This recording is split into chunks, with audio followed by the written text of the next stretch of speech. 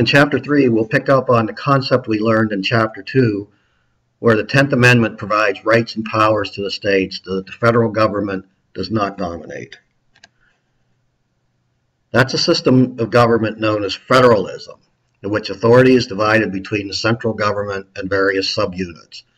What people from other countries are always amazed by when they visit the United States with our government is how complex it is. That while people think we have a strong central government, the reality is that there are more than 87,000 separate governmental units in the United States. And how those units interact is one of the most important things to know about how our system works. In this chapter, we're going to look at the flow of power in three systems of government. First is unitary, which power flows from the central government to local and state governments. Second system, confederal. Power flows in the opposite direction, from state governments to the central government. And third, the federal government, where the flow of power in principle goes both ways. Now let's take a closer look at each of those systems. In the unitary system, that allows ultimate governmental authority to rest in the hands of the national or central government. That's where the power sits at the national level. All the questions of education, police, use of land, and welfare are handled by the national government. In this system, decisions of lower governments can be overruled by the central government. Their funds can be cut off by it, and a wide range of their issues can be handled by it. One example of this form of government is France. Second system, the confederal system, is really the opposite of the unitary system. This is a system where you have a league of independent states where the central government handles issues directly given to them by the states. The central government has only limited power over the states and really has no ability to make laws over them without their support. An example of that, European Union. Third system of government is the federal system, and that's somewhere between the unitary and confederal system. In this system, power is divided between the national government and the local subunits. And both levels of government can act directly on the people. That means each level has its own laws and officials, and it has its own distinct powers that other governments cannot override. And of course, the most prominent example is the United States. So let's take a look at why we came up with the federalism system. The first reason, it was a practical solution. That the reality is the decision for federalism was a compromise. The authors of the Constitution wanted to retain state traditions and local power while also creating a central government strong enough to maintain order and handle common issues. In addition, federalism made sense when considering the geographic size and regional isolation of the states. Other arguments for federalism: one, in large countries like the United States, an all-powerful central authority can be remote and faceless. Federalism brings government closer to the people and allows for direct access and involvement. Other benefits to the United States that we've seen time after time: state governments being a training ground for national politicians and laboratories for new ideas to be tested. In fact, states are called laboratories for democracy. That's where you'll see a lot of new ideas, a lot of new programs that are tested at that level. And federalism also allows for many political subcultures. There are diverse political entities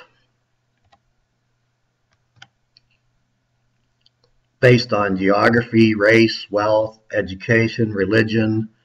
They've been allowed to develop and influence government behavior. A couple of arguments against federalism, as we saw in the last chapter, that the powerful state and local interests impede national plans, and smaller units of government can be dominated by a single large group.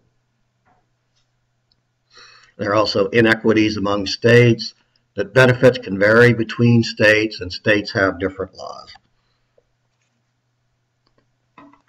Now let's talk about the constitutional basis for American federalism. The Constitution does not specifically mention the term federal system and does not spell out a systematic division of state and national governments.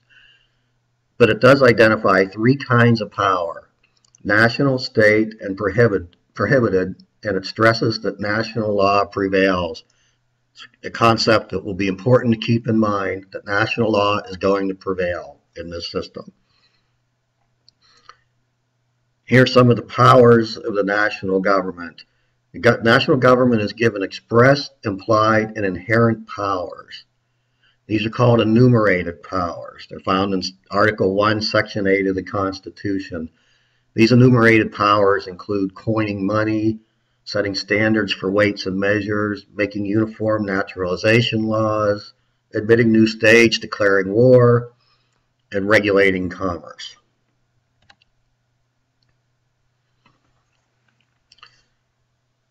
Another concept we'll talk about is the necessary and proper clause. That the implied powers allow for flexibility in making decisions beyond the enumerated powers. That's also traced to Article 1, Section 8 of the Constitution, and the necessary and proper clause, or also known as the elastic clause. That authorizes Congress to do what is needed to execute its designated powers. As you can see in the slide, powers given to Congress to do what is necessary to carry out its enumerated powers, and clearly in practical terms, there are many problems in modern life that the founders could not have anticipated. Another power, inherent powers, the powers that only a national government can handle. That each nation must act in its own interests, and it would be difficult for each state in the U.S. to make treaties with a foreign nation. Next, we'll talk about the powers of state government. The 10th Amendment to the Constitution states that the powers not delegated to the United States by the Constitution, nor prohibited by it to the states, are reserved to the states respectively, or to the people. Here are some powers as they relate to the state government. They regulate commerce within its borders. They can provide for a state militia. Each state has police powers. They have authority to legislate for the protection of the health, safety, and welfare of the people. And clearly, at times, there's a question about whether a certain power has been designated to the national or the state government. Concurrent powers are powers that are held by both the national and state governments. Some examples of those: each level has the power to tax. They can borrow money. They can set up court systems. They can charter banks and corporations. And they also have police powers. Prohibited powers, those are powers that are denied to the national government by the Constitution, as well as those not specifically granted to it. For example, national government cannot tax imports. And the states also denied some powers, of course, cannot enter into a treaty with another country. Again, another important concept is the Supremacy Clause. And that states that actions by the national government supersede those of the states. That's where if there are conflicting state and local laws to the federal law is the one that supersedes the locals. And the national government has used Supremacy Clause to change state and local laws. We'll also take a look at interstate relations. So what does the Constitution say about states dealing with each other? That the Constitution addresses potential conflicts concerning interstate relations by requiring that states, 1, give full faith and credit to other states, 2, extend privileges and immunities to citizens of other states, and 3, return persons fleeing from justice in other states.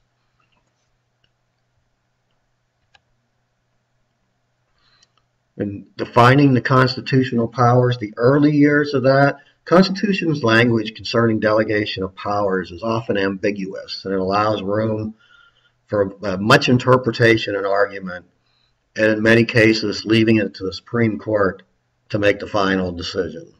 In the early 1800s, Chief Justice John Marshall influenced these rulings with a strong Federalist stance, particularly in 2 landmark cases.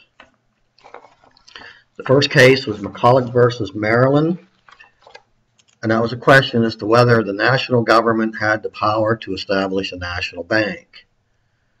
Marshall's decision confirmed that it did, and that if established, the states could not tax it.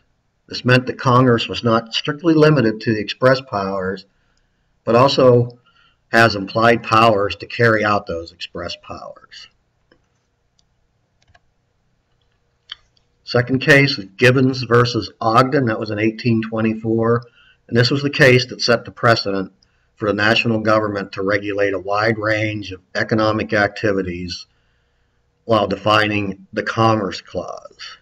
The background of the case, Ogden sued Gibbons for operating boats in interstate waters with a federal but not a state license. New York's courts prohibited Gibbons from operating in New York waters. Gibbons appealed to the Supreme Court. Some of the issues involved: what was the definition of commerce? Could the national government have power over intrastate commerce or only interstate commerce? Marshall's ruling, Marshall defined commerce as all commercial activities. He ruled that its control was based on an exclusive national power, and stressed that because Gibbons was authorized by the national government to navigate in interstate waters, a state court could not prohibit him.